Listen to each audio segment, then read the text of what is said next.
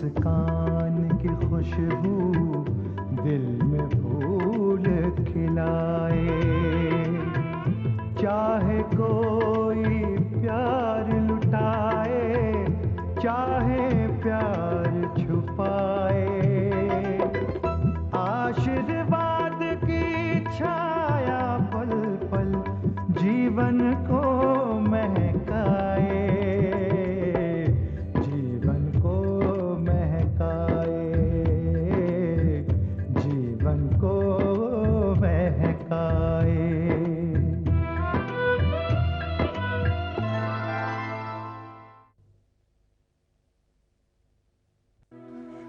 सिर्फ मेरी हो, किसी की भी नहीं। जब चोट लगती है तो दर्द होता है और तभी होश ठिकाने आते हैं। जिस घर में तुम शादी करके जाने वाली हो उस घर के तौर तरीके नहीं अपनाओगी? मैं सिर्फ इतना समझती हूँ कि जब तू इस घर में आएगी तो एक बेवकूफ लड़की और बढ़ जाएगी। फिर मुझे बाहर से पता चलेगा कि मेरे बारे में इंक्वायरी हो रही है, तो ठीक नहीं लगता ना।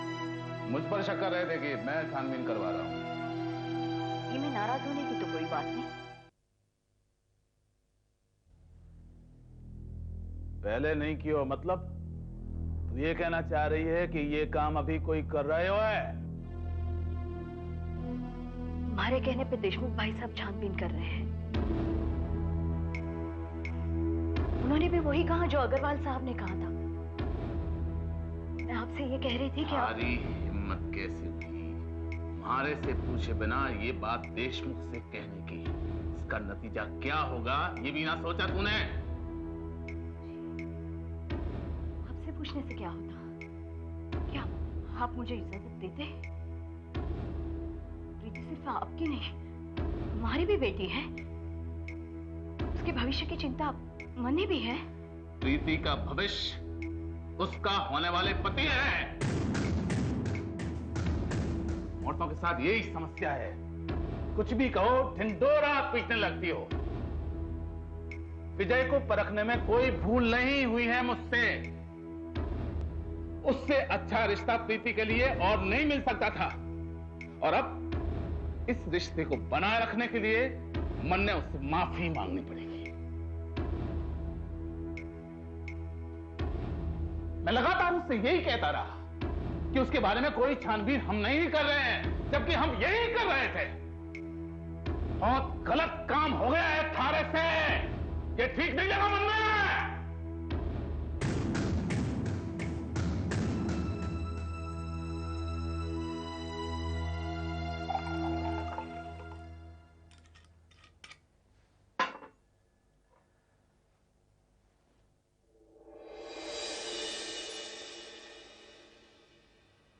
रुक जाइए हुकुम। क्यों? ये आपकी पहली ड्रिंक है या आप शुरू हो चुके हैं? ये क्या बकवास कर रहा था? क्या हो गया तुझे? मुझे कुछ नहीं हुआ, लेकिन चौधरी साहब ने आपके मुंह से ये शराब की खुशबू सूंघ ली तो उन्हें कुछ हो जाएगा। चौधरी साहब? आपके होने वाले ससुर नीचे हॉल में बैठे। ये अचानक कैसे आ गए? हुकुम, आप ये इलायची खा लीजिए। मैंने कहा ना मैंने नहीं पी। लेकिन ग्लास तो होंठों से लगाई थी। शराब न पीने वाले के लिए शराब की इतनी सी खुशबू भी काफी है। खा लीजिए।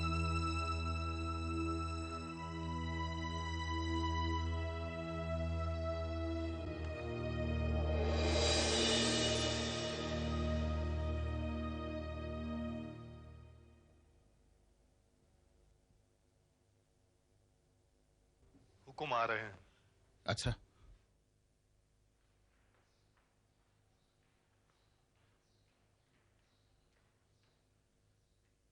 अरे भा साहब, बस सदा खुश रहो। आइए ना, बैठिए ना। नहीं, मैं बैठूंगा नहीं। मैं तो बस ये कहने आया हूं कि जो तुमने कहा था वो सच था।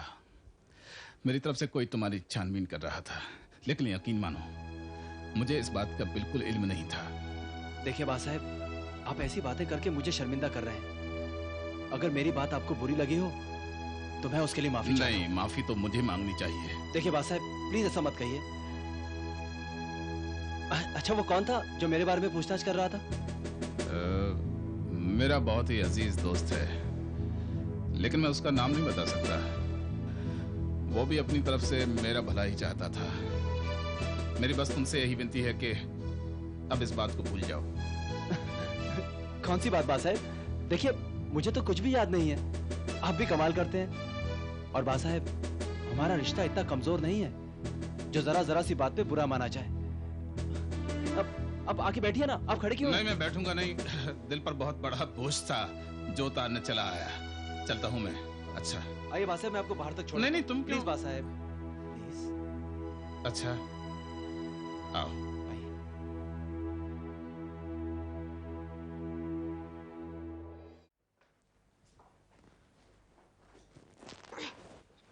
ये क्या? तू सारे कपड़े सूटकेस में क्यों भर रही है? क्योंकि जब तुम यहाँ से चले जाओगी तो ये कपड़े कौन पहनेगा? मैं पहनूंगी। मैं वापस आकर नहीं रहूंगी यहाँ। प्रीति, जब तुम यहाँ फुर्सत में रहने आओगी ना तो ये कपड़े तुम्हारे कोई काम के नहीं होंगे। क्यों? क्योंकि शादी के बाद तो पार्टियों का सिलसिला शुरू हो जाएगा। सब लोग तुम दोनों को खाने पर इनवाइट करेंगे। अरे फिर तो रोज रोज की दावतें और ढेर सारा प्यार। तुम तो इतनी मोटी हो जाओगी, ये कपड़े में तुम फिट ही नहीं आओगी। प्रीति, मैंने बहुत देखा है, शादी के बाद लड़कियां वो भैंस जैसी मोटी हो जाती हैं। ये हाल तेरा होगा, प्रीति का नहीं। हाँ हाँ, तुम तो प्रीति की ही तारीफ करोगे। आफ्टर ऑल वो तुम्हारी बहन है। ऑफ कोर्स, छोटी सी क्यूट सी स्वीट सी बहन है मेरी। प्लीज प्रीति खड़ी हो, खड़ी हो, खड़ी हो। देखा, जब तक बाबूजी की तरह डांटो नहीं, बात ही नहीं सुनती। ये क्या सुभाष? गले मिल रहा हूं तुझसे। कल तेरी शादी होगी और तू ये घर हमेशा के लिए छोड़ के चली जाएगी। अरे प्रीति, मैं तुझसे गले इसलिए नहीं मिल रहा कि तुझे रुला दूं। से हमेशा मिलने आओगे ना? Of course. वैसे भी जीजा जी मुझे बहुत अच्छे लगे। सोच रहा हूं उनसे पक्की दोस्ती कर लूं और जब भी मौका मिले तुझसे मिलने चला आऊंगा। प्रॉमिस? God promise. और साथ में अमिता को भी लेके आऊंगा। आओगी ना?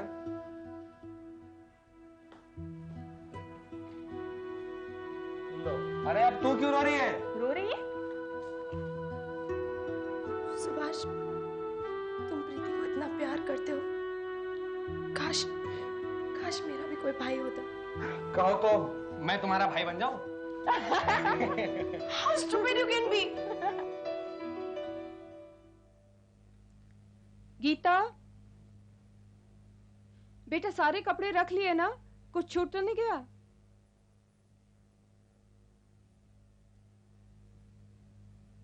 सब कुछ तो छोड़कर जा रहे हैं मम्मी।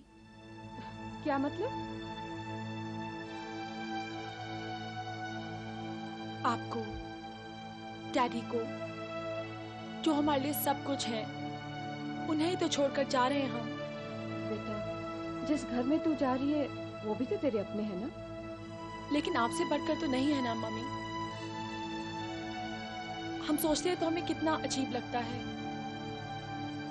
आज तक जो घर हमारा था अब वो हमारा नहीं है। कल हम जिस घर में जाएंगे वो हमारे लिए कितना अजनबी होगा। पता नहीं उस नए माहौल में अपने आप को ढाल पाएंगे या नहीं। हमें क्या क्या समझौते करने होंगे। हम ये सब सोचते हैं तो बहुत उदास हो जाते हैं मम्मी। आ इधर बैठ।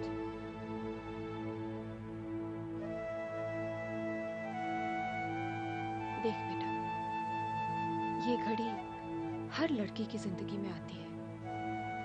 हर लड़की को इस मुश्किल दौर से गुजरना होता है। तुम्हारा उदास होना स्वाभाविक है, लेकिन इस उदासी को अपने आप पर हावी मत होने देना। तू ये क्यों सोचती है कि वो घर और वो लोग तेरे लिए अजनबी हैं? तू ये क्यों नहीं सोचती कि तू एक नए घर, एक नए माहौल में जा रही है? और नयापन किसको अच्छा नहीं लगता? तुम्हें भी तो अच्छा लगता है ना? जी मम्मी। बेटा, जिस तरह वो लोग तेरे लिए नहीं है ना, तू भी उनके लिए नहीं है। एक नई नवेली दुल्हन, परिवार के एक नए सदस्य के साथ रहने की आदत उन्हें भी तो डालनी होगी। जी मम्मी।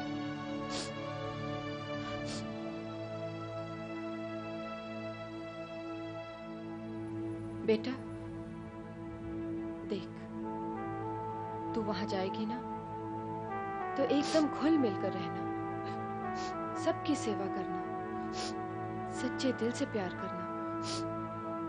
उन्हें ये बात का कभी एहसास मत दिलाना कि तू एक पराये घर से आई है। और फिर देखना वो कितनी मोहब्बत से तुम्हें अपनाएंगे।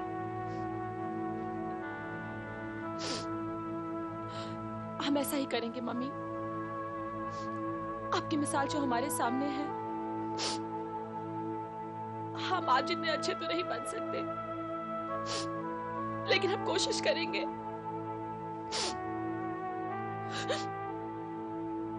रोती नहीं।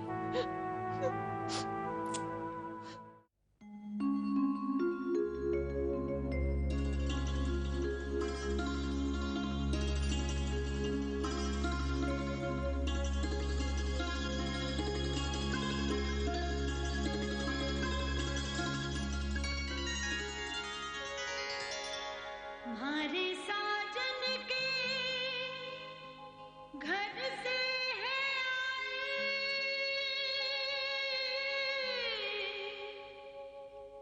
सखी मेहंदी शगना वाली, रंग प्यार का इसमें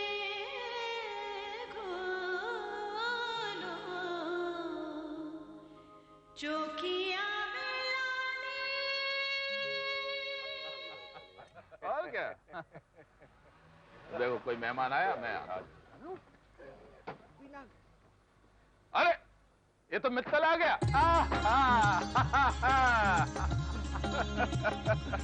देखा पुरुषोत्तम, तूने एक आवाज लगाई और मैं पूरा लश्कर लेकर हाजिर हो गया। अरे अब नहीं आता तो और कब आता तू? बहुत अच्छा लगा, बहुत अच्छा। बाबू जी नमस्ते। ये वंदना है और ये हमारी बिटिया शोभा। ये अंकल विलायत में, तू यहाँ मुझे चाचा कहकर पुकारेगी, क्या बोलेगी? अच्छा। हाँ, लेकिन तूने खबर क्यों नहीं की? मैं एयरपोर्ट गाड़ी भेज देता। अरे भाई, ये गाड़ी हमने एयरपोर्ट से हायर की है। लेकिन तेरा सामान क्या है? सामान होटल में जहाँ हम ठहरे हैं। तू यहाँ होटल में ठहरने के लिए आया है? ओहो भाई देख, कुछ होटल झगड़ा बाद में कर लेना, पहले मैं भाभी से अपनी कहीं लूंगा। हाँ कहाँ ये लोग? हाँ ठीक है चल।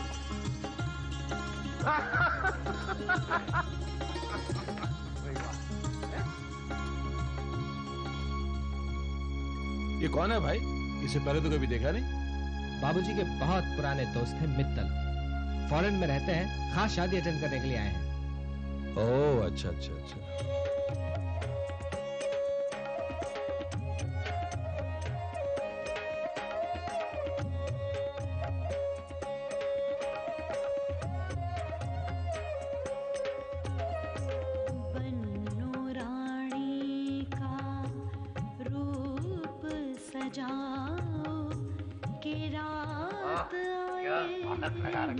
अरे रौनक तो अब आई है तुम लोगों के आने से। एक मिनट एक मिनट।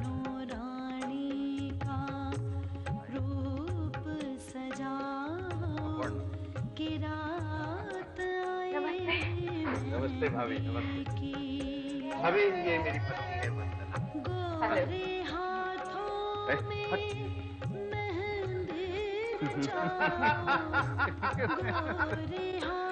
कैसी हैं आप कैसे हैं? बरसों बाद देखा है आपको। आप अभी तक बिल्कुल वैसी की वैसी हैं। वो क्या है, भगवान अपने कुछ बंदों पर बड़ा मेहरबान रहता है, ये उन्हीं में से एक है। हाँ, ये मेहरबानी कहीं तुम्हारी तो नहीं? भाभी ये हमारी बेटी है रूमा।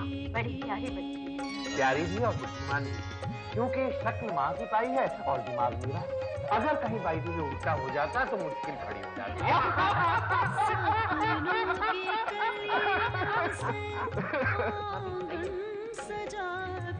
आपको नाच गाने में शामिल अभी आइए, आइए ना, आपकी पहचान करा देती हूँ।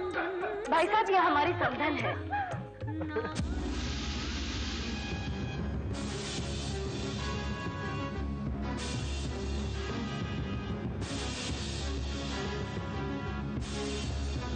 सुमित्रा देवी आप? हमारा परिचय है इनसे? हाँ, बहुत पुरानी बात है।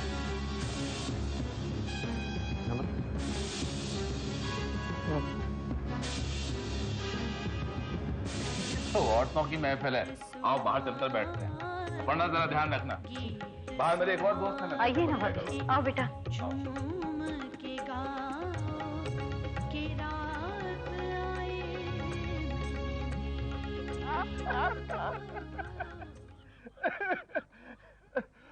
और सुना, तेरा काम काज कैसा चल रहा है? भाई काम काज बहुत बढ़िया चल रहा है।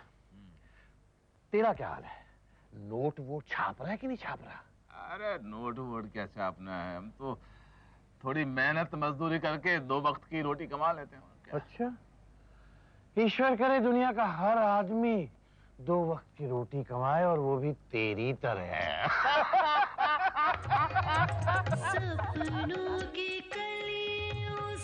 भाभी जी, सजा के सपनों की कलियों से कहिए। भाभी मुझे इजाजत दीजिए। अभी अभी तो आप नाच गाने में हिस्सा लेने की बात कर रही थी। एक तो तबीयत ठीक नहीं है, ऊपर से घर में बहुत सारा काम भी है। कल मुलाकात होगी। नमस्ते। नमस्ते।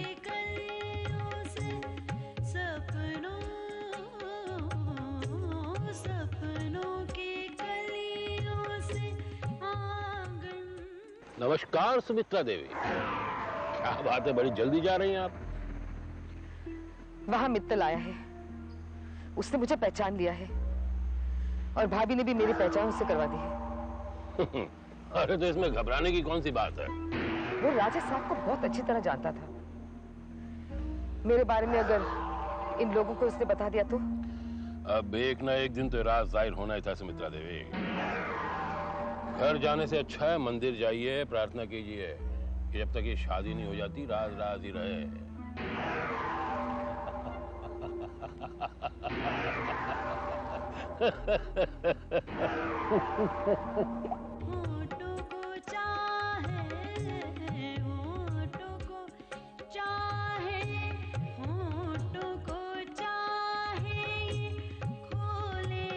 भाभी जी 1 मिनट प्लीज।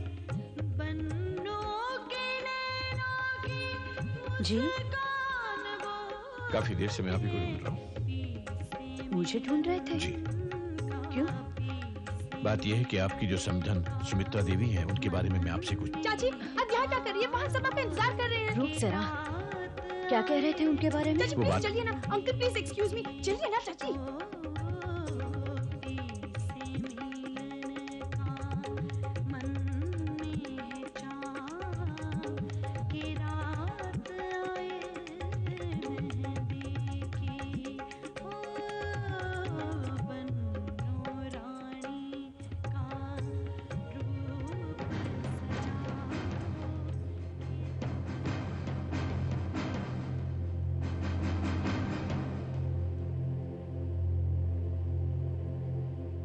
बच्चों के दुख सुख का साथी होता है माँ बाप का दिल।